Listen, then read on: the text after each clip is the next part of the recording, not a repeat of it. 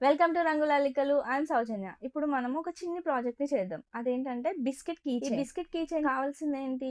Yarn, hook, needle, ఇంకా scissors. తర్వాత key chain చేస్తున్నాం కాబట్టి దానికి బేస్ కావాలి. తర్వాత కీ చైన్ బేస్‌ని ప్రెస్ చేయడానికి, తీయడానికి ప్లయర్స్ కావాలి. నెక్స్ట్ బిస్కెట్‌ని అంటించడానికి గ్లూ కావాలి. మ్యాజిక్ రింగ్ ఏసుకొని అదేసేటప్పుడు ఈ వేలికి చుట్టుకునే దాన్ని బట్టి మీకు కొంచెం ఎనక తోకని ఎక్కువ వదిలిపెట్టి రింగ్ తీసుకోండి. అప్పుడేంటి మ్యాజిక్ రింగ్ అనేది మీకు ఈజీగా ఉంటది పుల్ చేయడానికి. లేదంటే అది దాంట్లోనే కలిసిపోయి కొంచెం స్టిచెస్ ఎక్కువేస్తున్నాం కాబట్టి కొంచెం క్లమ్జీగా ఉంటది. అట్లా అవ్వకుండా ఉండాలి అంటే కొంచెం ఎక్కువ తోక వదిలిపెట్టి చైన్స్ అల్లడం స్టార్ట్ చేయాలి బేసిక్‌గా. ఇప్పుడు బిగినర్స్ కాబట్టి. అదే అలవాటైతున్న కొద్దీ మీకెంత కావాలి ఏందనేది ఒక ఐడియా వస్తది. ఇప్పుడు ఈ మ్యాజిక్ రింగ్‌కి మనము 15 డబుల్ క్రోషెట్స్‌ని అల్లాలి. మనం ఇలాంటి చిన్ని ప్రాజెక్ట్స్ చేయడానికి మ్యాజిక్ రింగ్ యూజ్ చేస్తాం. అయితే మ్యాజిక్ రింగ్ ఎలా చేయాలి అనేది కొంచెం ఐడియా లేకపోతే నేను ప్రీవియస్ వీడియోస్‌లోనే ఎక్స్‌ప్లెయిన్ చేశాను గదా! అదొక్కసారి చూడండి. మీకు ఈజీగా అర్థమైపోద్ది. నెక్స్ట్ ఈ ప్రాజెక్ట్ స్టార్ట్ చేస్తే ఇంకా ఈజీగా వస్తది. కొంచెం స్లోగా స్టార్ట్ చేయండి. ఫాస్ట్‌గా అవ్వాలి అన్నట్టు చూడొద్దు. కొంచెం స్లోగా చేయాలి.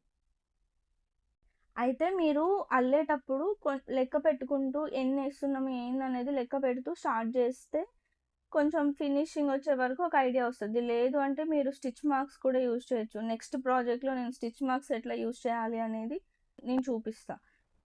ఈ మ్యాజిక్ రింగ్‌కి ఆల్రెడీ నేను కొన్ని అల్లాను కదా! అవి కొంచెం కౌంట్ చేద్దాము.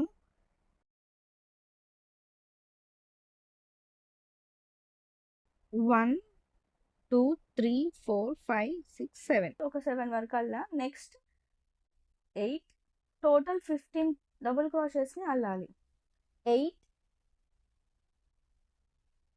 9 10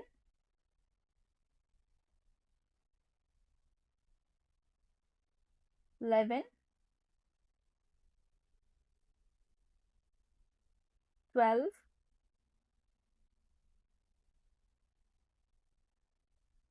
13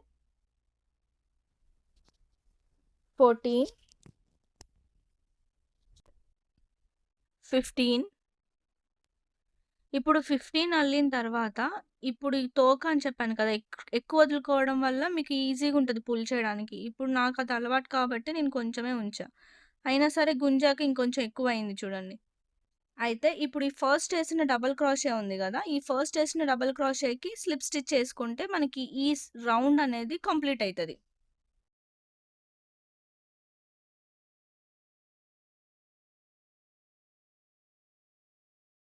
అట్లా పుల్ చేయడం వల్ల ఈ రింగ్ అనేది క్లోజ్ అయితది.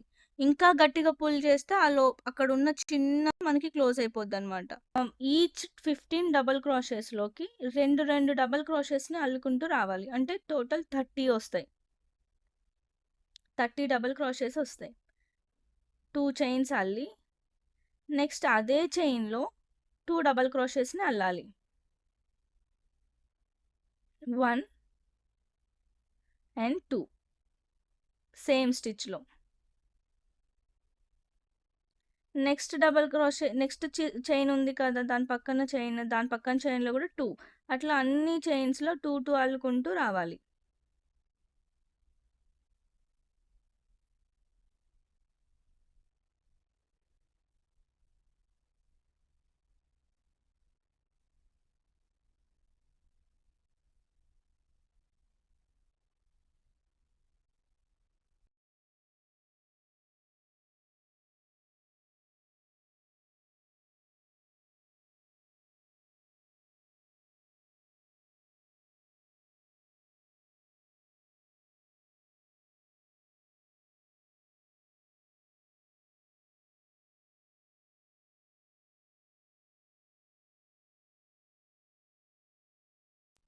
ఈ రో కంప్లీట్ అయ్యే టైంకి మళ్ళీ ఫస్ట్ ఏసిన డబుల్ క్రోషే ఉంది కదా! దానికి స్లిప్ స్టిచ్ ఏసుకుంటే ఈ రో కంప్లీట్ అవుతది.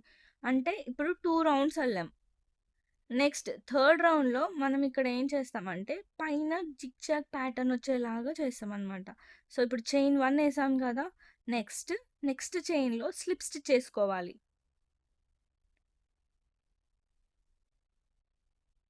నెక్స్ట్ మళ్ళీ ఒక చైన్, తర్వాత స్లిప్ స్టిచ్. అట్లా ఒక చైన్, స్లిప్ స్టిచ్ అట్లా వేసుకుంటూ ఈ రౌండ్ అంతా కంప్లీట్ చేయాలి ఈ బిస్కెట్ చుట్టూ. అప్పుడు అది జిగ్జాగ్ ప్యాటర్న్ లాగా అనిపిస్తుంది.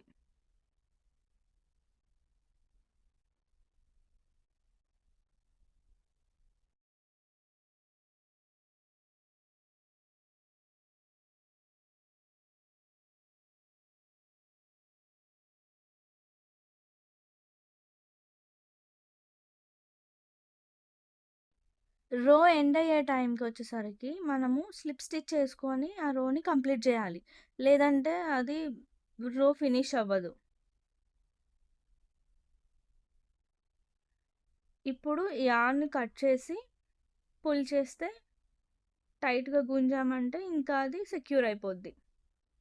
ఒక సైడ్ అయిపోయింది, బిస్కెట్కి ఒక సైడ్ కంప్లీట్ అయిపోయింది. అట్లా ఇంకొకటి కూడా మనము చేయాలన్నమాట. 2 సైడ్స్ చేయాలి. ఇలా 2 సైడ్స్ చేసి పక్కన పెట్టి ఇప్పుడు మనము క్రీమ్ పార్ట్ని చేస్తాం. క్రీమ్ కోసం నేను ఇక్కడ పింక్ కలర్ తీసుకున్నా. సేమ్ ఇప్పుడు పింక్ క్రీమ్ కలర్ దానికి కూడా అంతే 15 డీసీ అల్లాలి. నెక్స్ట్ 15 × 2 30 డబుల్ క్రోషెస్ని అల్లాలి.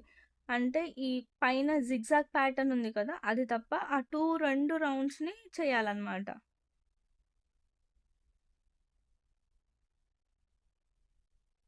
సో మనకి ఇట్లా వస్తుంది. దాన్ని కూడా అంతే. ఇప్పుడు ఏంటంటే దానికి మనము స్లిప్ స్టిచ్ చేసుకుంటూ వెళ్ళాలి. ఇందాకేంటి slip stitch chain slip stitch చేసుకుంటూ వచ్చాం కదా, అట్లా కాకుండా ఓన్లీ స్లిప్ స్టిచ్ చేసుకుంటూ రౌండ్ని కంప్లీట్ చేయాలి.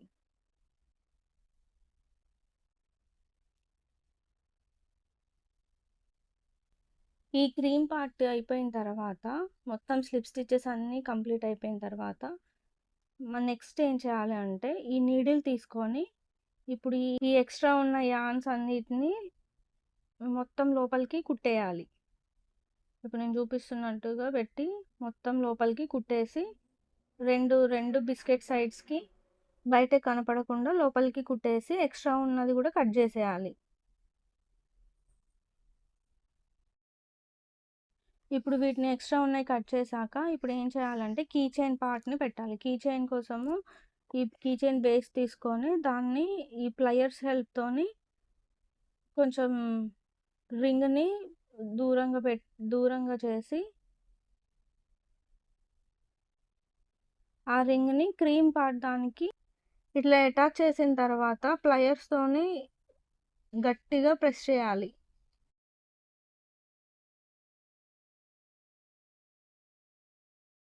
అప్పుడు మనకి మిడిల్లో ఉండిపోద్ది. నెక్స్ట్ గ్లూ హెల్ప్తోని గ్లూ తీసుకొని ఈ మిడిల్ క్రీమ్ పార్ట్కి ఫస్ట్ గ్లూని అంటించాలి.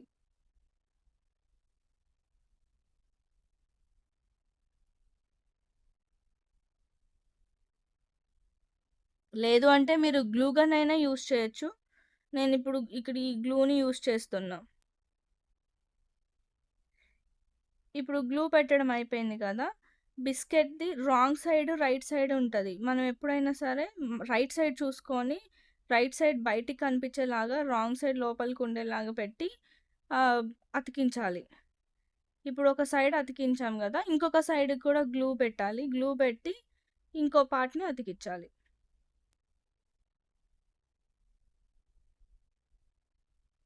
మళ్ళీ చూసుకొని రాంగ్ సైడా రైట్ సైడ్ అంటే చూడడానికి నీట్గా కనిపిస్తుంది. రాంగ్ సైడ్ అంటే మనం ఇప్పుడు స్టిచ్ చేసాం కదా, అది లోపలికి వెళ్ళే సైడ్. సో ఇట్లా మనము దాన్ని అసెంబుల్ చేయాలి. మన బిస్కెట్ కీ చైన్ రెడీ అయిపోయింది. బాగుంది కదా?